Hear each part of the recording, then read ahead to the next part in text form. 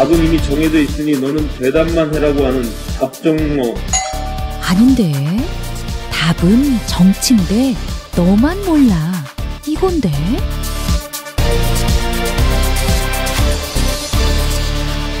국민보좌관 김성회의 답정너.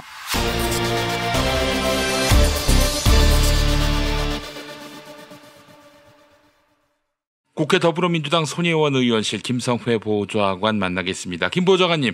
네, 안녕하세요. 네, 국민연금 문제 사실 2004년에도 똑같은 문제로 소란이 있었고요. 그로부터 14년이 지났는데 달라진 게 없어요. 국민연금이 몇 년도에 고갈된다. 앞으로 더 내고 덜 받고 늦게 수혜를 입어야 한다. 그 논란 때문에 2004년에도 시끄러웠는데 14년 동안 아무런 진척이 없었던 모양이죠. 이 문제에 대해서는 몇 가지 좀 사전에 알아두셔야 하는 것이 있는데 좀 복잡하지만 설명을 드려보겠습니다. 네. 일단 연금은 부과식이 있고 적립식이 있습니다. 네. 우리나라가 채택하고 있는 것은 적립식이고요. 가입자가 연금을 내면 국가가 물론 그 돈을 예산으로 쓰긴 하지만 어쨌거나 그 돈을 저금하는 개념으로 갖고 있는 거예요. 그래서 그 저금을 10년 이상 한 사람에게 국민연금을 주는 권한을 만들고, 그 다음에 연금을 탈 나이가 되면, 나이마다 조금씩 다릅니다. 어쨌거나 최근에 30, 40대들은 전부 다 65세부터 연금을 받도록 되어 있습니다. 근데 이 연금을 받으면서, 이게 내가 모아놓은 돈을 내가 다시 쓰는 거지라는 생각을 하고 계실 텐데, 그게 그래서 이제 적립식이라고 하는 것이고요. 예. 이 경우에는 국민연금관리공단이 그 적립된 연금을 다 가지고 있어야 합니다. 그래서 그 연금의 규모가 인구가 늘어날수록 부지기수로 늘어나게 되고, 또 그 연금 들어온 것만 가지고 관리를 해야 하니까 그 연금이 바닥날 경우에는 문제가 생긴다라는 생각을 할 수밖에 없게 되는 겁니다. 그래서 국민연금의 고갈에 대한 이야기가 계속 심심치 않게 나오고 있는 것이 지금 사실인데요. 예. 그런 반면에 또 부과식이라는 것이 있습니다. 부과식은 뭐냐 하면 그냥 연금은 내는 거예요. 너는 연금 낼 나이가 됐으니까 연금을 내. 그러면 그 해에 그 연금을 다 모아서 모인 연금을 가지고 그 해에 받으셔야 되는 분들에게 나눠주는 겁니다. 대부분의 나라는 부과식을 선택을 하고 있습니다. 우리나라가 적립식으로 할 수밖에 없었던 이유는 국민복지라는 것이 국민들의 머릿속에 각인이 되어 있지 않던 80년대에 너 30년 있다 돈 탈 거니까 지금 돈 내라고 이야기를 하니까 사람들이 그걸 못 받아들인 거죠. 그리고 이런 얘기가 너무 제가 구식이 되는 것 같아서 좀 그렇게 하는데, 옛날에는 어르신들 모시고 환갑잔치 했잖아요. 김 PD님도 환갑잔치 가보신 적 있으시죠? 예, 그렇죠. 근데 왜 환갑잔치를 했는지 아시지 않습니까? 그때는 환갑까지 살아있는 게 쉽지 않은 일이어서 잔치를 한 것이었거든요. 그렇죠. 예. 이게 그렇게 먼 과거 일이 아닙니다. 그래서 80년대만 하더라도 80년대 30대, 40대는 내가 70, 80까지 살 수 있을 거야라는 생각을 사실 하기 어려웠고, 그래서 그때는 공무원 연금도 퇴직을 하면 그 순간부터 바로 지급을 해준 것이고, 한 60 넘어서 한 2, 3년 살다 죽을 건데 내가 왜 20년, 30년 동안 연금을 내야 해라는 국민적 저항이 있었던 것이 사실이죠. 이런 문제가 있었기 때문에 사람들이 부과식을 받아들이지 못했고, 그때 그 현실에 맞추어서 저희가 이제 적립식이라는 제도로 한 겁니다. 그럼 이제 공무원들 입장으로 이번에 이제 돌아가 봅시다. 공무원으로 돌아가면 이제 보건복지부에서 연금 관련돼서 이런저런 일들을 다 맡아서 하는데요. 그럼 이 사람들 계산기 두들길 거 아닙니까? 그럼 제가 조금 전에 말씀드렸지만 불과 지금으로 30년 전에 우리의 평균 수명이 얼마가 될지, 국민들의 정서상 평균 수명에 대한 기대치, 이런 걸 잘 몰랐던 거 아닙니까? 그래서 우리가 어영부영 하다가 지금 그렇게 30년이 지났고 지금 와서 또 이런 정책을 세우는데 앞으로 50년 후를 프로젝션을 해서 뭔가를 만드는 겁니다.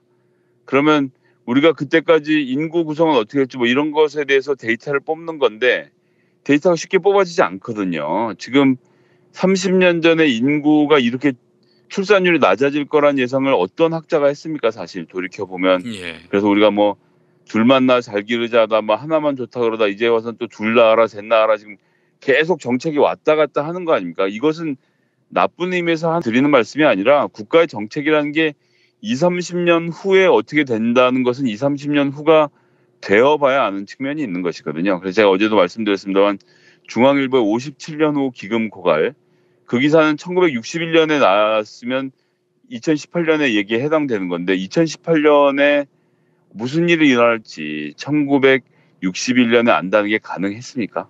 가당키는 한 얘기고요.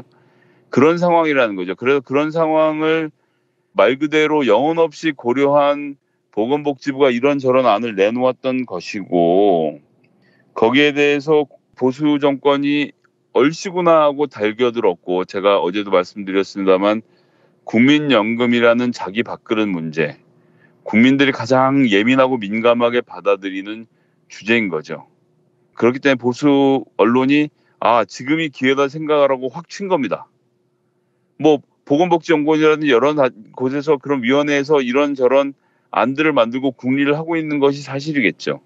하지만 어제도 쭉 말씀드렸습니다만 그 중간에 거쳐야 되는 과정이 많은데 여하간에 그러한 것에 대해서 이것이 문재인 정부가 네 주머니 쌈짓돈을 털어가려고 하고 있어요 라는 얘기를 한 것이고요.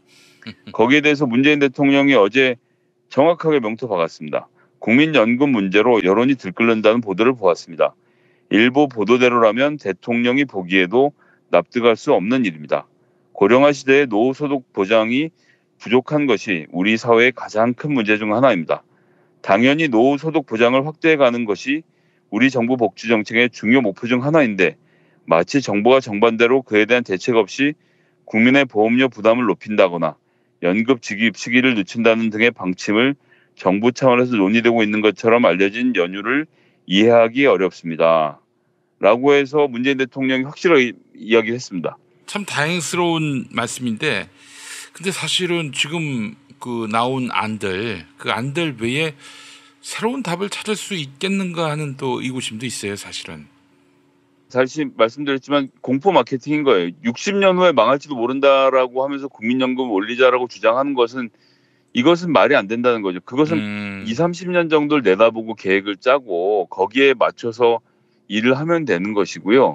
부족하다면 재정을 투입하면 되는 문제입니다. 국민연금이 모자란다면 노인 기초연금을 올리면 되는 거죠. 그래서 제가 조금 전에 말씀드렸습니다만 80년대 연금 논의할 때 연금이라는 개념, 국민복지라는 개념을 전혀 이해하지 못하는 국민들 대상으로 설득하다 보니까 당신들이 낸 돈을 저금했다가 이자까지 왕창 붙여갖고 가장 좋은 조건으로 돌려드릴게요 라는 게 국민연금의 취지로 사람들이 이해한 거거든요. 예. 근데 여기서 맹점이 생긴 것이 무엇이냐 하면 1980년대에 이미 국민연금에 가입할 수 없었던 50대 이상의 사람들입니다.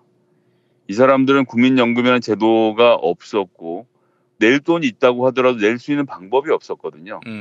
그리고 이분들의 노후는 아무도 책임지지 않채 버려진 겁니다. 원래 정상적인 국가였다고 한다면 1980년에 국민연금제를 실시하면서 부가식으로 해서 그때 돈을 버는 사람들이 60세 이하의 사람들이 낸 돈을 그 당시 노인분들에게 드렸었어야죠. 지금의 OECD 기준으로 50%가 넘는 노인 빈곤의 문제는 바로 이때 연금 설계가 잘못된 탓입니다.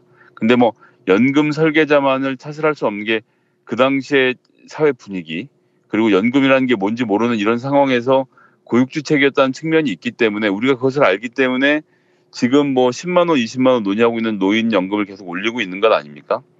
이런 식으로 그때 그 시기에 맞춰서 대책이란 게 필요하다는 겁니다. 갑자기 노인들이 이렇게 많아지고 생명이 늘어날 것이라는 예측을 80년에 하지 못했어요. 하지만 그것을 어떻게 탓하겠습니까?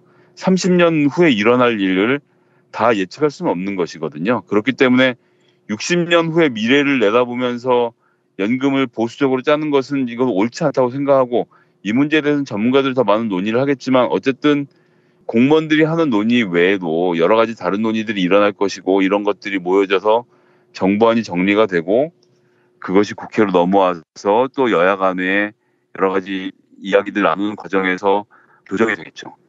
그런 단계를 거쳐서 국회에 넘어와서 국회에서 논의하는 절차까지 밟게 됩니다. 그런 과정에서 혹시 국민연금이 오르게 될 수도 있고 뭐 이런저런 게 있을 수 있지만 그것은 국민들이 공감대를 형성할 수 있는 수준 안에서 일어나는 것이겠죠.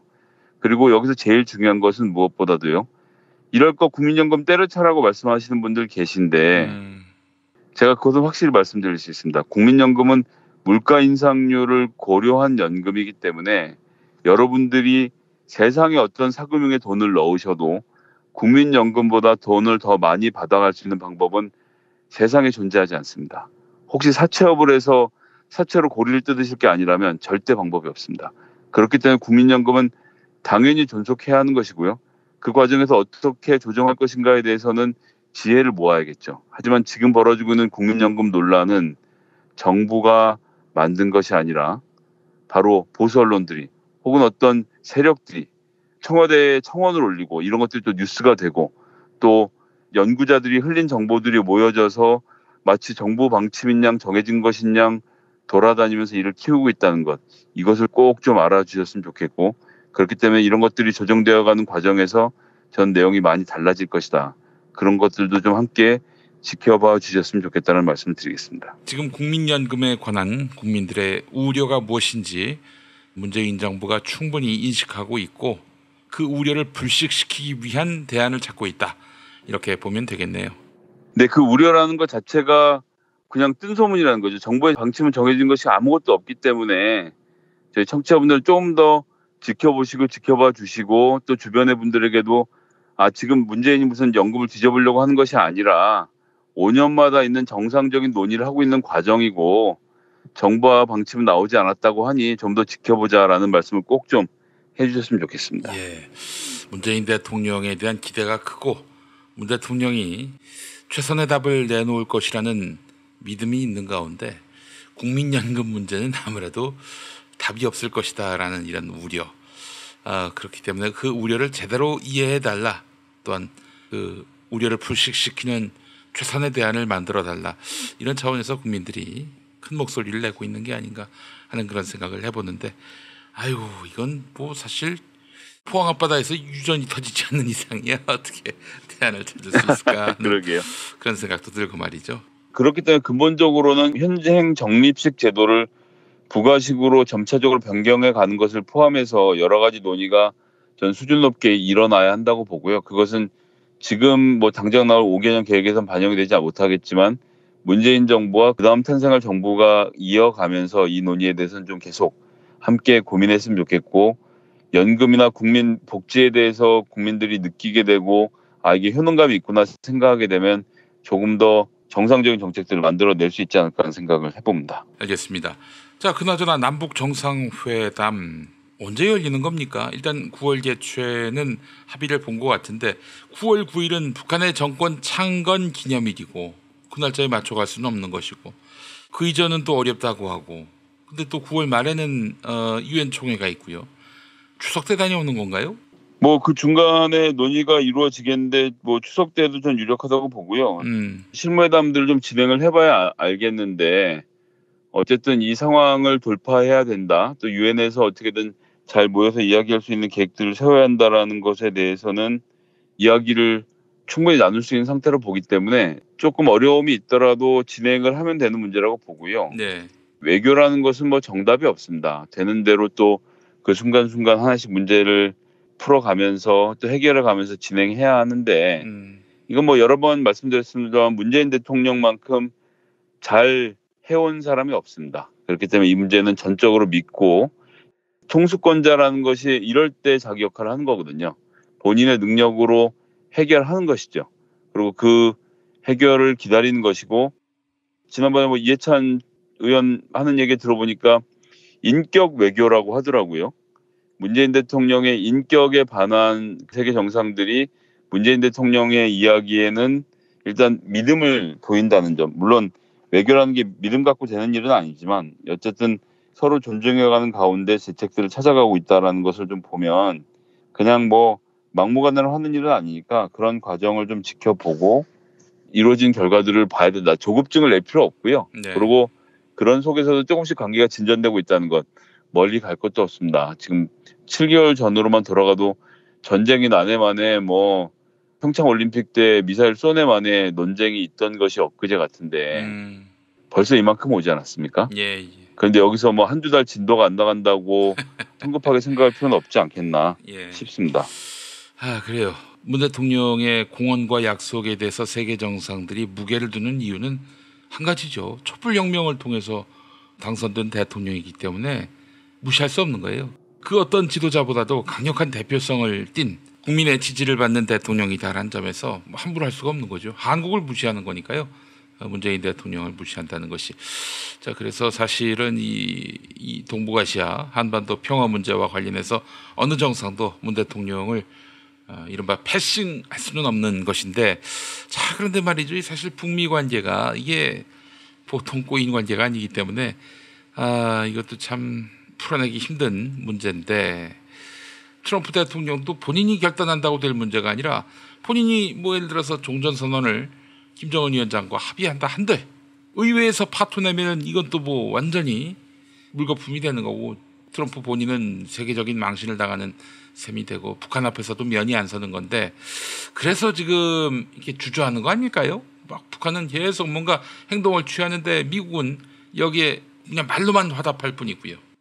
지금 트럼프 대통령도 의회 등에 휩싸여 있는 데다가 뉴욕타임즈 포함해서 언론도 하나도 도와주고 있지 않은 상태라 사실 미국 내에서 일을 풀어가기가 쉽지 않죠. 미국은 특히 의회 허락 없이는 한 발자국도 움직이기 어려운데 감히 트럼프 네가 이 문제를 해결해라는 정서, 이걸 무시할 수 없기 때문에 네. 그리고 더군다나 11월에 중간선거에서 빛을 보려면 지금 당장 하고 싶어하는 트럼프와 어떻게든 선거 전에 뭉개고 싶어하는 민주당의 대결이 또 그 안에 포함이 되어 있습니다. 그래서 이 문제는 사실 뭐 좀 조심스럽고, 이런 말씀을 드리는 날이 오게 될 거라고 생각 못했는데 트럼프 대통령이 개인기로 잘 돌파해서 민주당을 꺾고 남북관계 개선에 좀 돌파구를 열어줬으면 하는 바람도 있습니다. 아이, 그러면 진짜 키즈박스 해야죠. 트럼프 대통령한테.